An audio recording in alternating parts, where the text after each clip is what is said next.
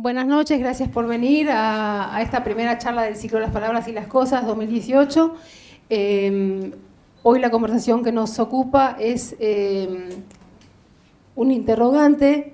La verdad se ha perdido para siempre y tenemos como panelistas a Ezequiel Adamovsky, que es doctor en Historia por el University College of London, es licenciado y profesor de Historia por la Universidad de Buenos Aires, investigador del CONICET, docente y premio Jusey 2015.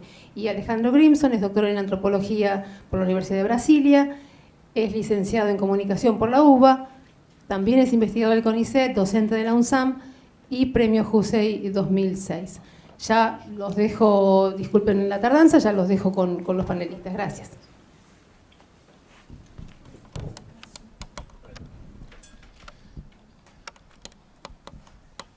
Hola, buenas tardes. Bueno, muchas gracias por la invitación, un gusto compartir este momento con ustedes. Creo que en un espacio de la ciencia donde vamos a pensar la cuestión también de esta discusión que se da mucho en los medios de comunicación sobre la posverdad,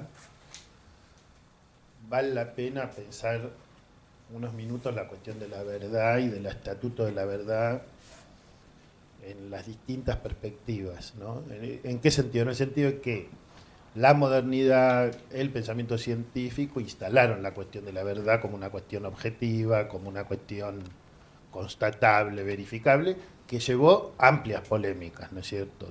Conocemos las largas polémicas que hay en las historias de la ciencia y del pensamiento científico, en la epistemología, sobre la cuestión de la verdad, y sus sucesivas relativizaciones, y cómo eso tuvo impacto en el pensamiento político, en los debates ideológicos, en el sentido de que su expresión quizá más fuerte o más dura fue que había ideologías o creencias políticas que podían ser verdaderas, mientras otras eran completamente falsas. Con lo cual, la metáfora principal del lenguaje científico, que es la metáfora del dato, de la verdad, de lo constatable, de lo verificable, se trasladaba a otro territorio lingüístico, que es el territorio lingüístico de la política, de las ideologías, donde efectivamente se mostró como mucho más complicado, ¿no? Porque si en un debate político, ideológico, yo tengo absolutamente toda la razón, y eso es una cuestión estrictamente científica, entonces no hay frontera entre ciencia, política e ideología, ¿no? O sea que habría en ese sentido la posibilidad de pensar en gobiernos que sean estrictamente científicos. Y eso no es así porque las dimensiones éticas, las dimensiones de las creencias, las dimensiones de los valores, las dimensiones de los afectos, no se juegan en el terreno de la verdad en el sentido científico. Pero esa asunción, es decir, el hecho de que relativizo y yo tengo fuertes creencias sobre cómo querría que fuera la Argentina, cómo creo que es la Argentina, etcétera, etcétera, y discuto con otros que tienen otras creencias, esa relativización no implica una menor fortaleza o una mayor debilidad de mis propias creencias, sino que se plantean en el terreno del pluralismo democrático, donde los debates están regidos por dimensiones ético-políticas, etcétera, etcétera. Pero también están regidos por datos, por datos verificables y por datos científicos.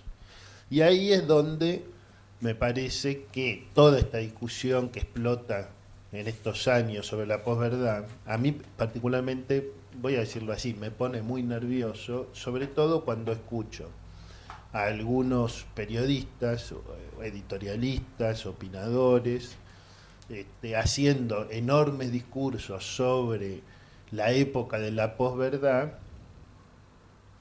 diciendo que vivimos en un mundo donde ya los públicos y la ciudadanía no se preocupa por los datos objetivos y por las verdades verificables, cuando a renglón seguido lo que van a hacer es una brutal operación mediática, tergiversando completamente ciertas informaciones en función de interpretaciones. Porque ahí hay una gran discusión que atraviesa a la ciencia, atraviesa al periodismo, atraviesa la política, que es la relación muy, muy compleja en dónde termina el dato verificable en tanto dato y dónde comienza el proceso de interpretación. Según algunos, no hay dato en sí, solo hay interpretaciones. No hay hechos, hay interpretaciones. Según otros, hay interpretaciones completamente verdaderas, absolutamente indiscutibles. Y ahí hay una discusión que no se puede establecer una generalización, no se puede decir, bueno, hay una frontera definida y universalizable, sino que hay que analizar, o vale la pena analizar, distintas situaciones. Antes de entrar, entonces, en algunos ejemplos de este tipo, lo que quiero decir es que la idea de que hoy vivimos en el mundo de la posverdad parte de una presunción, a mi juicio, indemostrable desde ningún punto de vista, ni científico, ni histórico, ni ningún punto de vista, que es que alguna vez hemos vivido en el mundo de la verdad. O sea que ahora antes vivíamos en el mundo de la verdad y ahora vivimos en el mundo de la posverdad. ¿Cómo habría sido ese mundo de la verdad? Es un mundo en el cual supuestamente los medios de comunicación informan objetivamente, ofrecen informaciones y datos y distinguen, como siempre se enseñó en cualquier materia de periodismo, siempre se enseñó que una cosa es informar sobre hechos y que estaba prohibido en los manuales de periodismo confundir la nota de opinión con la noticia. Entonces el mundo de la verdad habría sido el mundo donde los ciudadanos y las ciudadanas tenían la información clarísima y sobre eso escuchaban interpretaciones y formaban la suya propia en un libre juego de interpretaciones. Ahora, por suerte aquí están presentes personas de distintas generaciones. Nunca vivimos eso nosotros. Ese mundo de la verdad no lo vivimos. O sea, el mundo donde los medios de comunicación y los periodistas no tenían intereses, donde no había gobiernos que prohibían lo que podían decir los medios de comunicación, donde los medios de comunicación pactaban o no con los gobiernos, donde un presidente decretaba la prohibición de decir un nombre propio, como fue el caso de Aramburu respecto de Perón. ¿No? O sea, digo, el mundo de la verdad, por ejemplo, habría sido en el 56, cuando ningún periodista en la Argentina podía decir Juan Domingo Perón. No. ¿No? Y ahí entonces inventaban esta cuestión de tirano prófugo. Nunca vivimos ese mundo. No hay un mundo de la verdad. Si ustedes miran los diarios argentinos de cualquier época, encuentran situaciones de interpretaciones con las jerarquías de los titulares de los diarios, con la jerarquía de cómo se organizan las noticias, con las políticas editoriales de los medios. No existe el mundo de la información donde los ciudadanos son completamente libres de estar construyendo sus propias opiniones. Ahora, ese es un punto que se contrapone, digamos, con mi visión epistemológica sobre la ciencia, porque yo creo que a diferencia de lo que sucede en ese universo de la lógica mediática y de la lógica política, en el universo de las ciencias hay cosas que sí podemos constatar.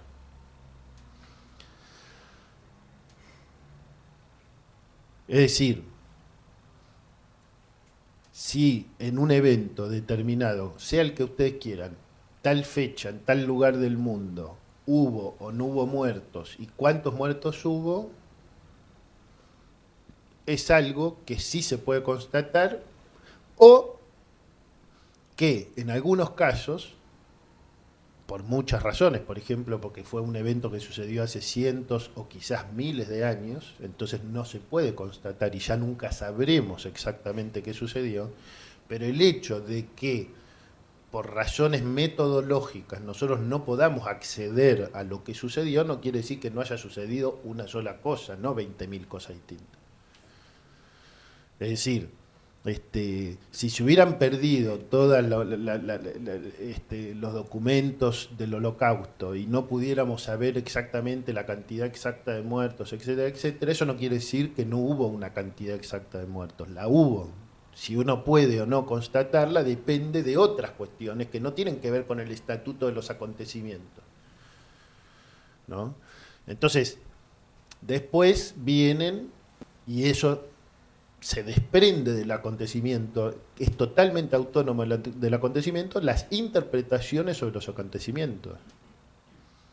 Que creemos que hubo más muertos, que hubo menos muertos, que no se habla de esos muertos, que hay muertos de los que se habla mucho, que hay muertos de los que se habla poco. Por ejemplo, eso, si quieren que les dé un ejemplo hoy en la Argentina, muy simple, rápido.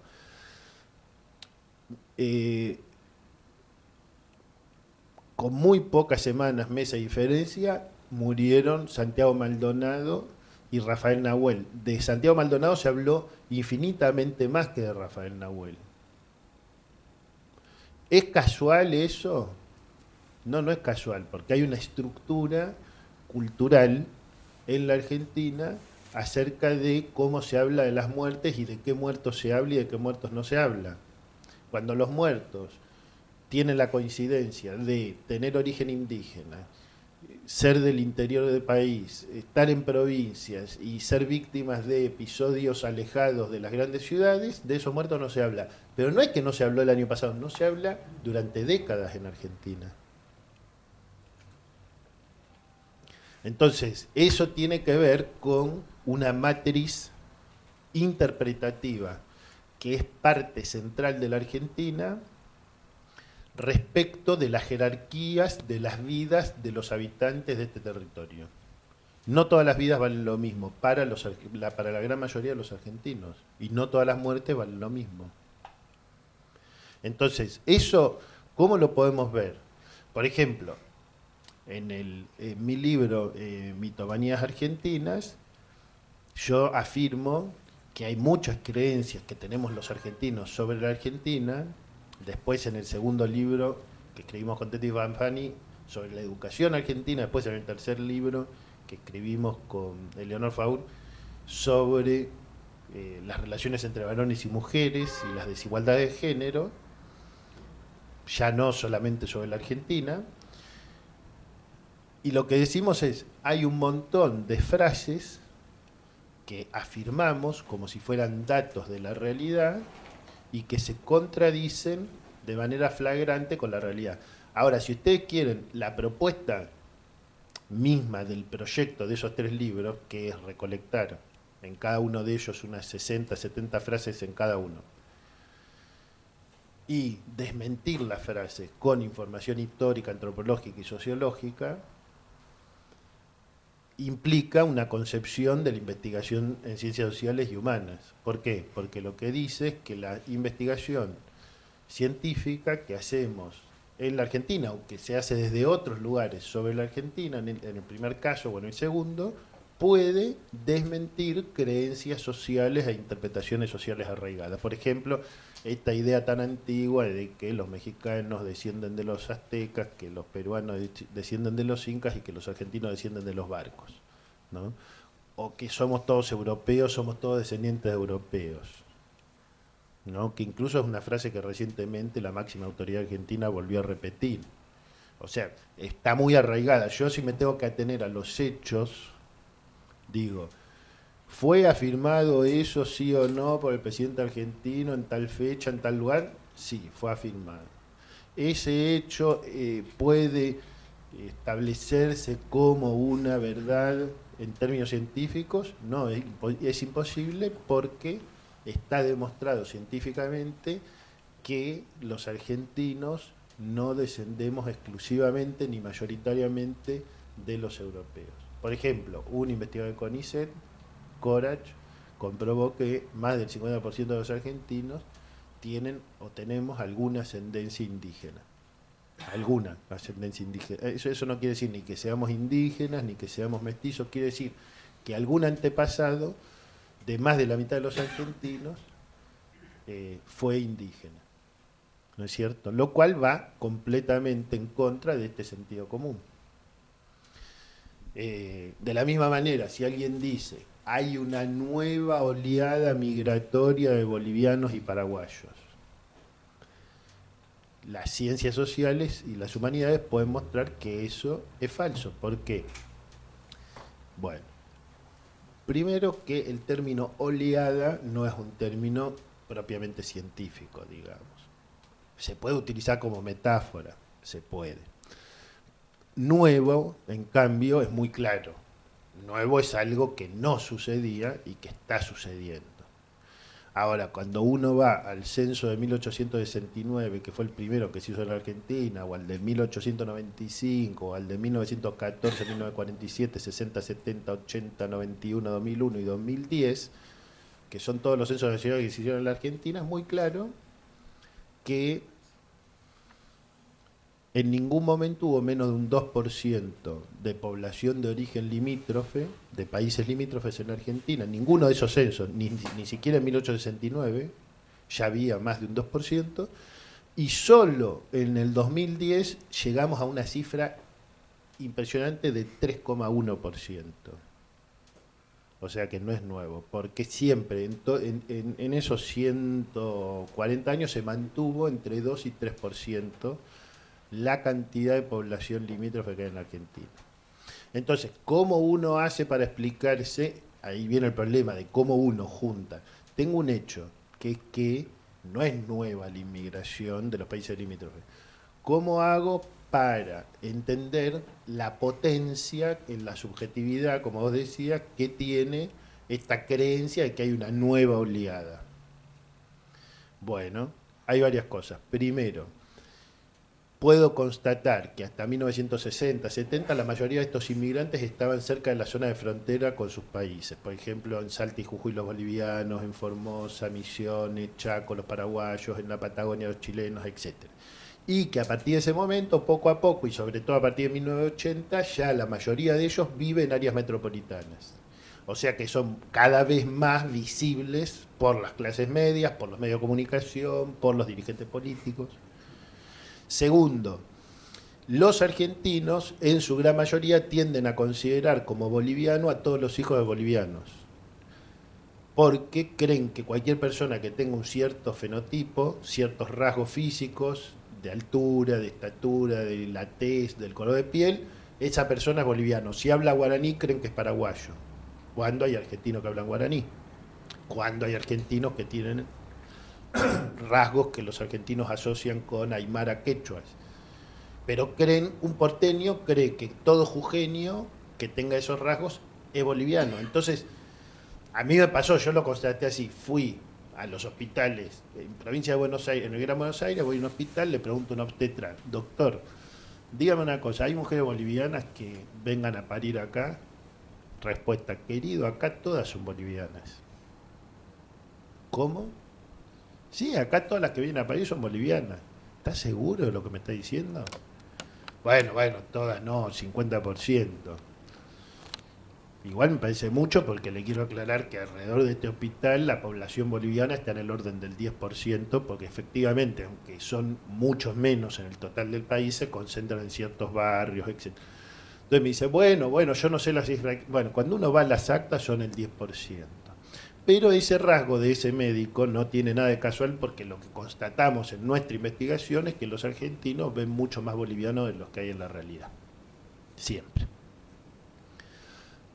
De la misma manera que está la frase que dice, en la Argentina no hay negros ni indios, que es una frase muy conocida y muy repetida, y que muchas veces fue criticada por los sectores más progresistas, más de izquierda, diciendo, en la Argentina no hay negros ni indios porque los mataron a todos.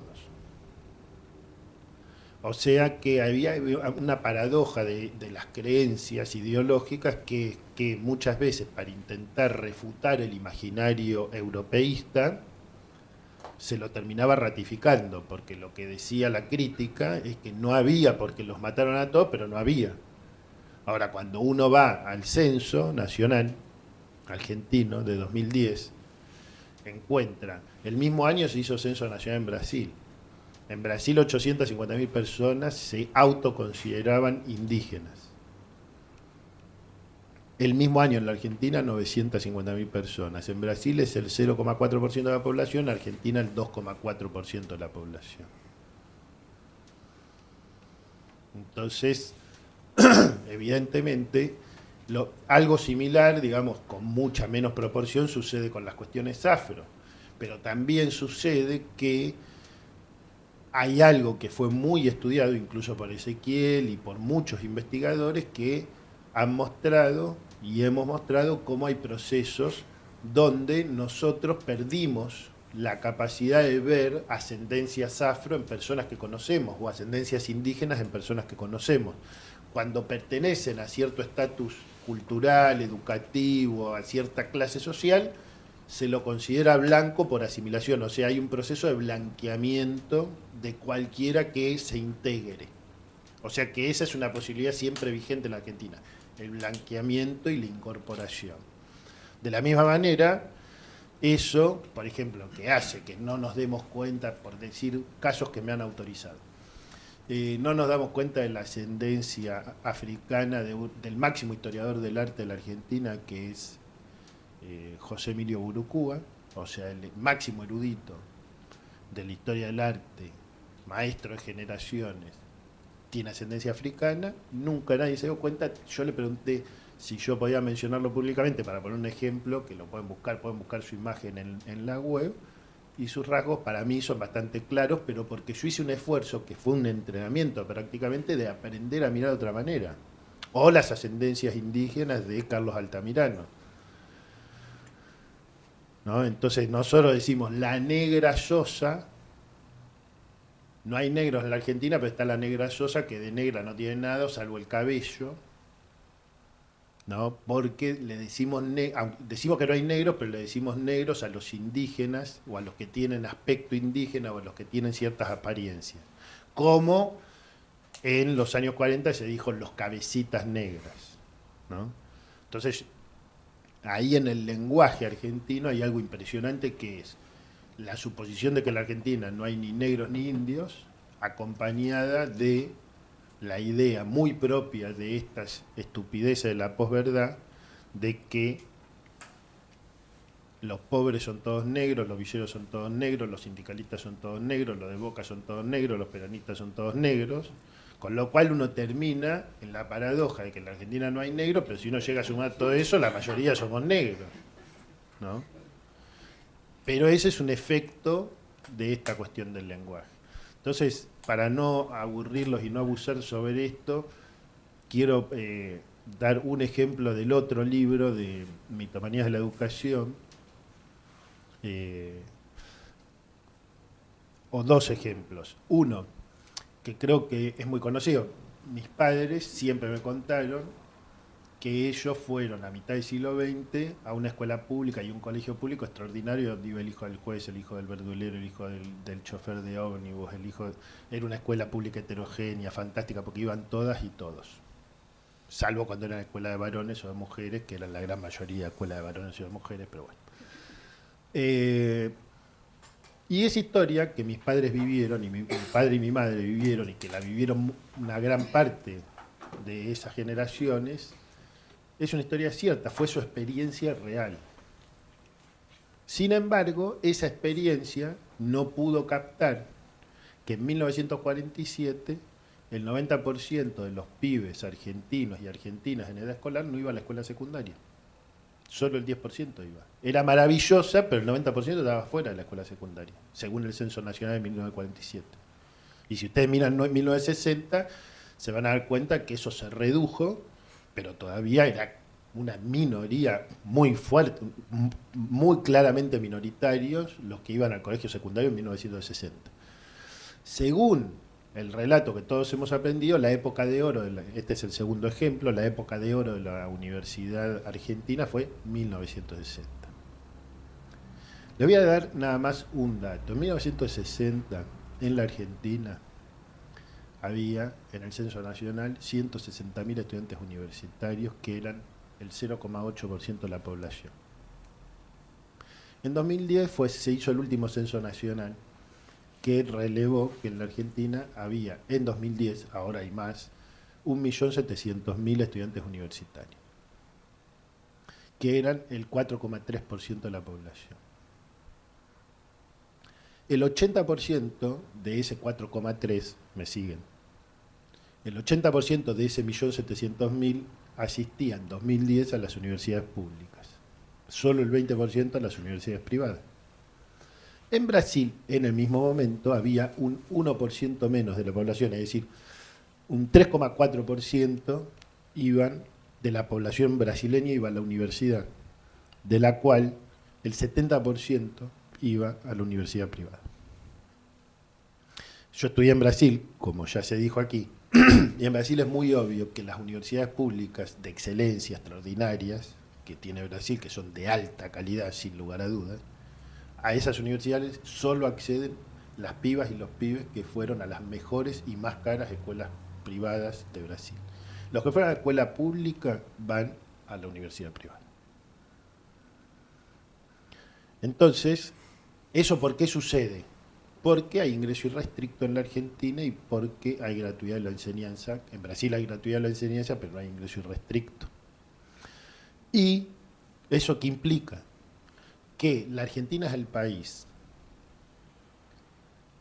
más abierto para los estudios universitarios que hay en toda América. Y implica que es el país de América Latina donde hay más pobres adentro de la universidad, a diferencia de lo que dijo otra autoridad política hace muy poco tiempo atrás. Se calcula que el 26% de las personas pobres que viven en el conurbano asiste a la universidad pública. Además tenemos muchas historias individuales, pero les estoy dando un porcentaje para que se den cuenta de algo que es llamativo, porque eso ya da cuenta de una cuestión más de orden estrictamente político.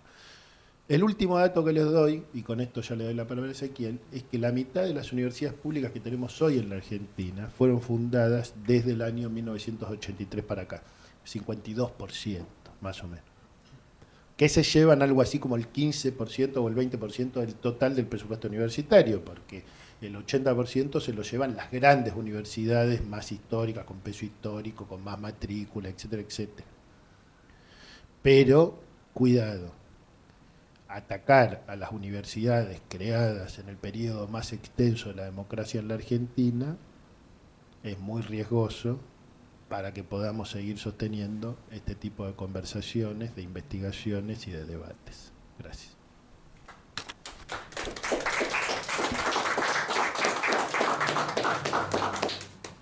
Bueno, buenas noches.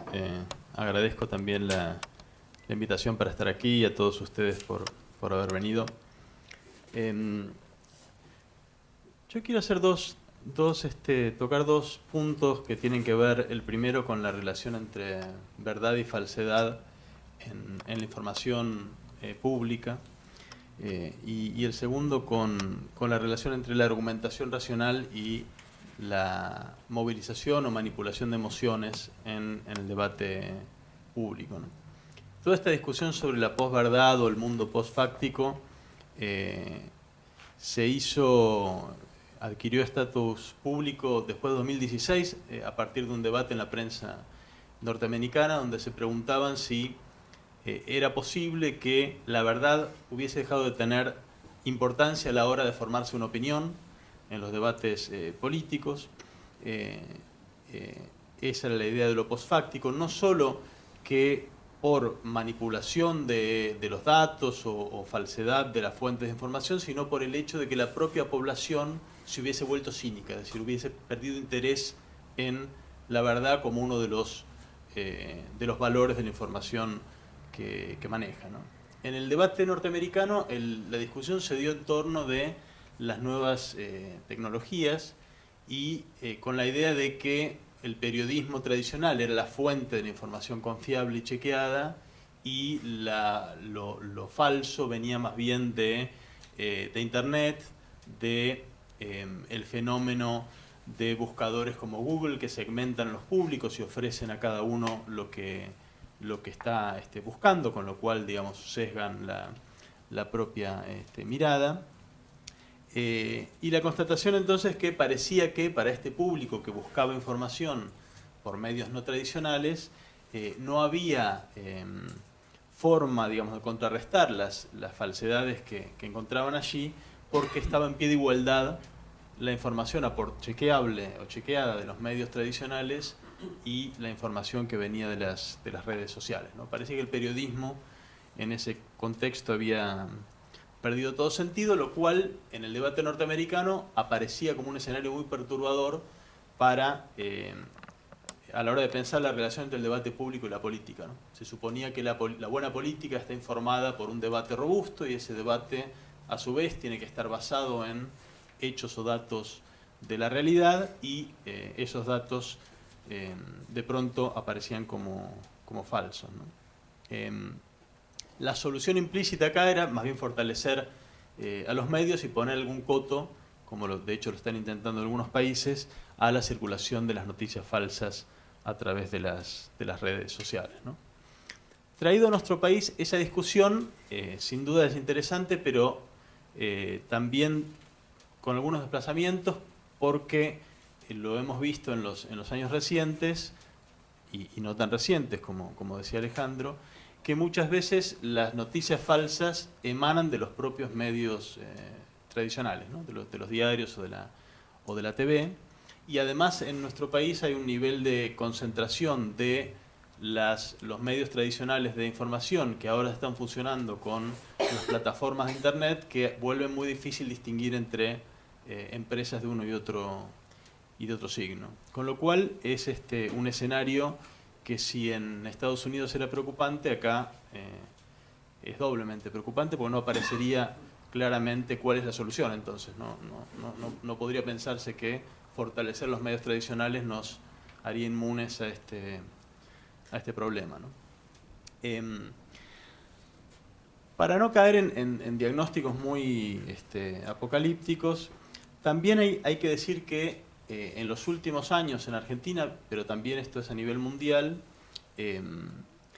a la par de la concentración mediática que estamos viendo, las estadísticas muestran que cada vez más las personas escapan de los medios de comunicación, es decir, dejan de ver televisión, dejan de leer diarios, particularmente el público más joven se ha ido en estampida y ha dejado de ver televisión abierta.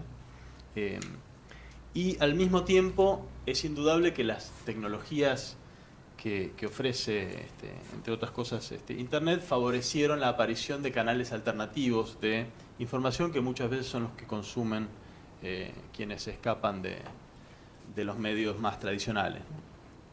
Con lo cual es posible que la mayor concentración mediática sea, y la imbricación que ha tenido en los últimos años con el poder, con factores de poder, sea un gigante, digamos, con pies de barro, ¿no? A mí me parece interesante pensar esta cuestión como la mayoría de las cuestiones políticas, más allá de la famosa grieta que ha habido en estos años en la política nacional, ¿no? Tendemos a pensar que el problema de la falsedad de los medios o la falta de confianza de los medios tiene que ver con la discusión entre el kirchnerismo y el grupo Clarín, que por cierto visibilizó ese problema, pero que no arranca ahí. La pendiente de pérdida de credibilidad de los medios arrancó algunos años antes, por lo menos en mi recuerdo se hizo muy evidente en el año 2001 como parte de las movilizaciones de entonces. No mucha gente lo recuerda, pero en el 2002 hubo una manifestación en contra de Clarín, justamente porque había decidido Clarín no transmitir en vivo uno de los cacerolazos más grandes de ese momento para tratar de aplacar un poco la protesta callejera, y luego también toda una ola de descrédito muy grande cuando fue el asesinato de Costecchi y Santillán, a partir de la tapa famosa de Clarín que decía la crisis causó 2 nuevos muertos, ¿no? No casualmente, también el año 2001-2002 fue en Argentina el momento de surgimiento de medios de comunicación alternativos con base en Internet, particularmente Indymedia o Córdoba Anexo en la ciudad de Córdoba, que fueron canal del tipo de noticias que no estaban apareciendo en los medios masivos de comunicación, ¿no? Simultáneamente estaba pasando algo lo mismo, algo bastante parecido en el plano internacional. Ya se había visto algunos años antes, particularmente cuando fue la famosa batalla de Seattle en 1999, la manifestación contra la reunión de la Organización Mundial de Comercio, que hubo un bloqueo informativo completo de esa manifestación en la televisión norteamericana, sorteado por la aparición de Indymedia en ese país, que tuvo un lugar central para visibilizar lo que estaba pasando. El escenario, me parece que estamos en este momento, este escenario que plantea la idea del mundo postfáctico, se entiende para mí entonces pensando en ese triángulo que forma, por un lado, la pérdida de legitimidad y de credibilidad de los grandes medios de comunicación. Por el otro lado, el desafío que plantearon los canales alternativos de comunicación, algunos de ellos autogestionados, como en el caso de Indymedia. Y en tercer lugar, la democratización del acceso a la tecnología que trajo el uso masivo de Internet y de redes sociales, ¿no? La diseminación masiva de información falsa a través de las redes es, por un lado, efecto de esa democratización tecnológica, pero también ha sido el modo de lidiar con la existencia de canales alternativos de información, ¿no? La dificultad de, digamos, plantear un control de la información por vía de la censura, algo que ya no es posible hoy con la tecnología que existe. El modo en que se tramitó esa dificultad fue más bien inundando el espacio público de información chequeada y no chequeada de cualquier signo, con o sin credibilidad, de modo tal de que sea muy complicado distinguir el valor de cada una de esas informaciones, ¿no? En el contexto actual, entonces, hay varias tendencias contrapuestas. Está la concentración inédita de los medios de comunicación, particularmente en nuestro país. Está también la presencia de medios alternativos de comunicación que han tenido grandes dificultades para seguir desarrollándose. Está el éxodo de la población, de parte de la población, respecto de los medios de comunicación tradicionales, y la pregunta de qué significaría la comunicación en un escenario así, ¿no? ¿Qué sería realmente la comunicación en este escenario? Coincido con Alejandro en el punto de que no hay nada nuevo en la circulación de noticias falsas y en el uso político de noticias falsas. Esto, desde que el mundo es mundo, probablemente eso haya existido. Los historiadores lo conocemos bien, incluso para la Edad Media y la Edad Moderna, en la circulación de rumores como arma política. Esto ha sido un arma de los débiles, tanto como un arma de los poderosos.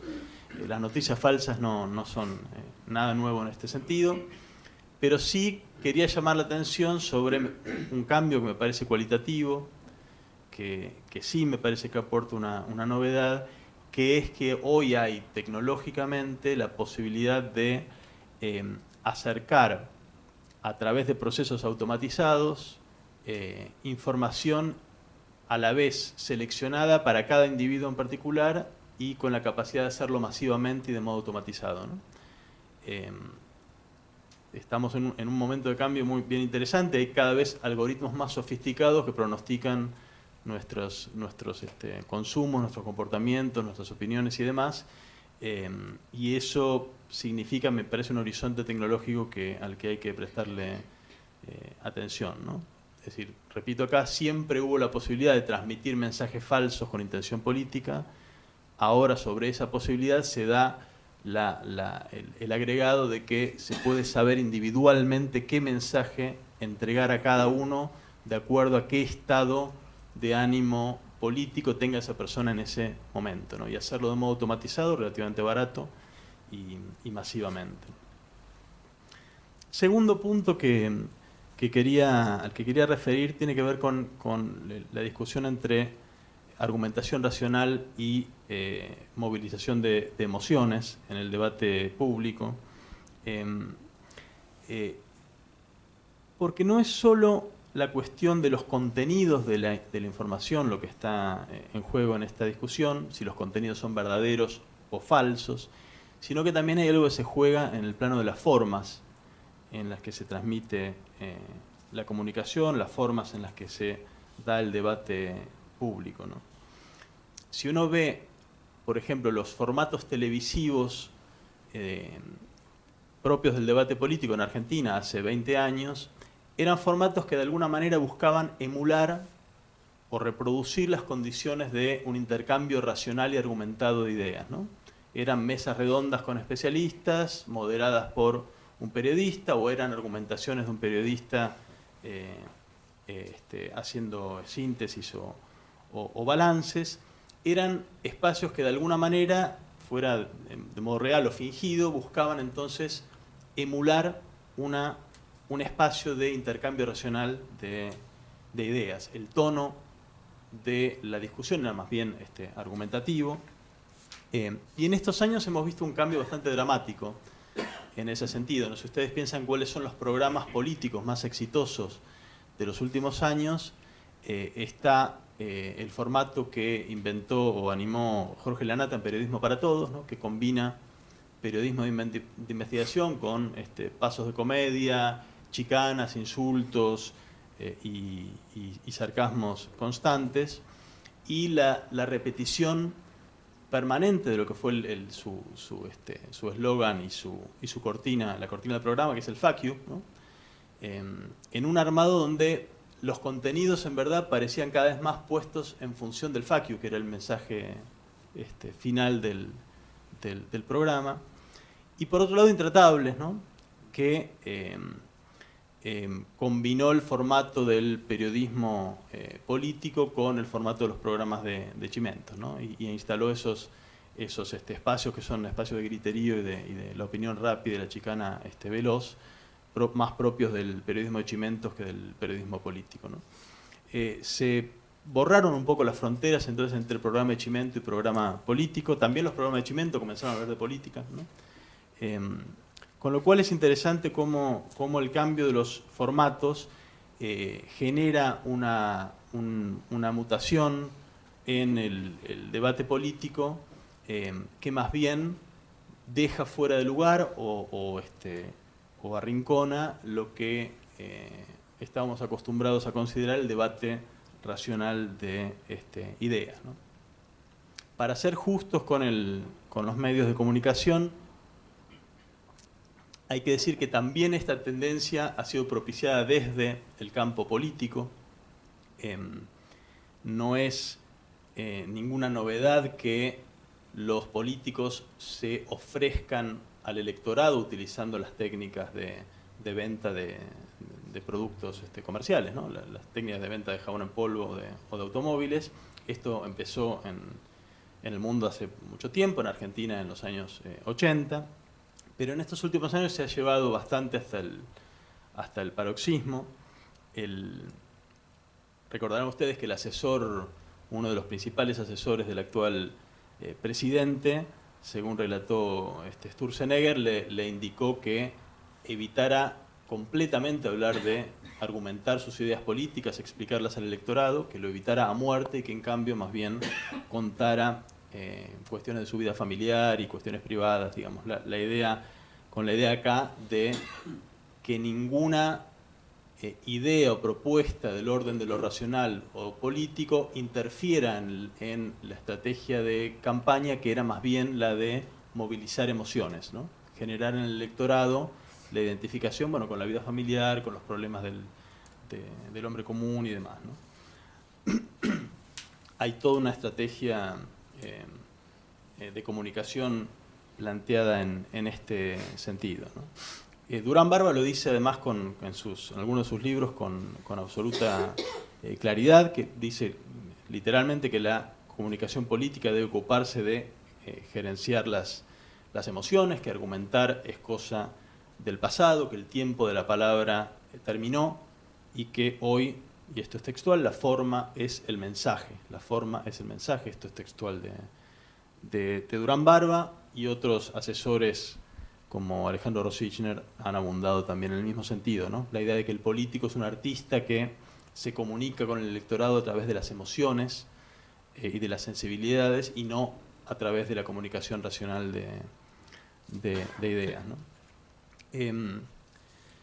Uno de los cambios de formatos del debate político más resonantes que hubo en los últimos tiempos y que me parece que ejemplifica bastante esto, es el formato de los debates presidenciales que terminó instalándose en Argentina luego de 2015, por primera vez, ¿no? El nuestro es uno de los últimos países que llegó a este formato, celebrado como un acontecimiento histórico y como un progreso en la transparencia de la democracia y en la posibilidad de que los ciudadanos conozcan mejor a sus candidatos. Y en verdad, si ustedes recuerdan todo lo que fue los debates políticos, hay que decir que si de lo que se trataba era de transparencia y veracidad en la información, los contenidos de los debates políticos han sido más bien lo contrario, ¿no? No sé cómo es en otros países, pero por lo menos la experiencia que tuvimos aquí no fue de avance en un sentido de transparencia y veracidad, ciertamente, ¿no? Hay algo que me interesa igual en este formato, más allá de los contenidos, digo, más allá de lo que dijeron los candidatos, si era cierto o no era cierto, más allá de lo que dijeron los periodistas que conducían, que también tuvieron sus parcialidades y demás, más allá de los contenidos, hay algo del formato que me parece que es interesante para pensar, que es que significa bastante la introducción ya completa de la lógica del espectáculo, de la lógica mediática en el debate político, ¿no?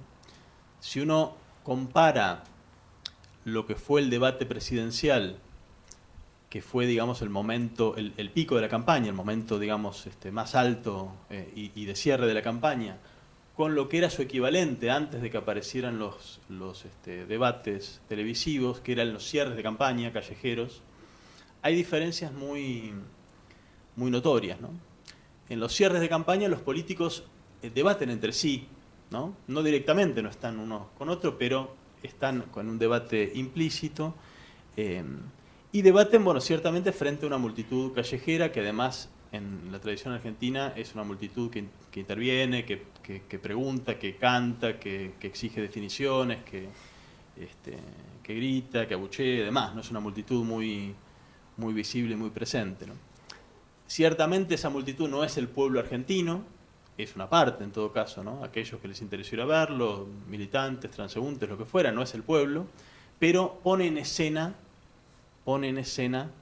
la participación de la ciudadanía en ese momento de cierre de campaña, ¿no? Por comparación, los debates televisivos borran completamente esa presencia, ¿no? En los debates televisivos no tiene un lugar en la representación de ese ritual el pueblo, la voz del pueblo, en absoluto. De hecho, el público que hay se le pide que no intervenga, que no emita ni siquiera un sonido, ni que aplaude, ni que nada, tiene que estar mudo. Y en cambio lo que aparece es una apelación del candidato a la familia o al individuo que está mirando en su casa sentado en el sillón, ¿no? Si ustedes ven cómo tanto Macri como Scioli apelaron al espectador en el debate presidencial, ambos apelaron al individuo y a la familia sentados frente a la TV en una postura o en una posición de estar evaluando entre dos candidatos de acuerdo a lo que ve en la TV, que es algo no muy diferente a lo que sucede a la hora de evaluar un producto comercial a partir de una propaganda, ¿no? En ese sentido, el debate presidencial como formato borra doblemente entonces al protagonismo ciudadano, porque la ciudadanía no aparece ni siquiera representada por una parte, como pasa en los actos callejeros. Lo borra doblemente entonces porque está en su lugar implícitamente el individuo espectador solitario sentado en su sillón o con su familia. Y en verdad uno debería decir lo borra triplemente porque en esa ausencia o en ese borramiento de la ciudadanía, el que asume la voz del pueblo es el periodista que conduce, ¿no? Me parece entonces, para cerrar acá, que el cambio en los formatos y estilos del debate y la comunicación pública en los últimos años, y no me refiero solo a Argentina, es un fenómeno mucho más amplio, significa un corrimiento progresivo por el cual una visión empresarial avanza sobre una visión más centrada en el espacio público, los medios de comunicación avanzan sobre el espacio de la política, la imagen o el eslogan avanza sobre el espacio de la argumentación, el espectáculo avanza sobre el espacio de la deliberación, el individuo privado en su casa avanza sobre la figura del ciudadano como colectivo movilizado, ¿no? Volviendo entonces a la pregunta de este diálogo, si ha muerto para siempre la verdad, es una pregunta un poco tremebunda. No creo que haya muerto para siempre, pero ciertamente me parece que es un escenario en el cual la posibilidad de la argumentación racional de ideas y la posibilidad de que los datos corroborables sean un piso mínimo al cual hay que apegarse a la hora de decidir políticas públicas estén bastante acorralados. Y nuevamente acá insisto, no es que sea nuevo que se movilice o se manipulen las emociones en política, esto es, desde que hay política, esto existe, pero insisto, con el cambio técnico aquí hay un salto, me parece, cualitativo en la posibilidad y en la masividad que ofrecen las tecnologías actuales para sacar provecho de esto a niveles que antes no conocíamos. Gracias.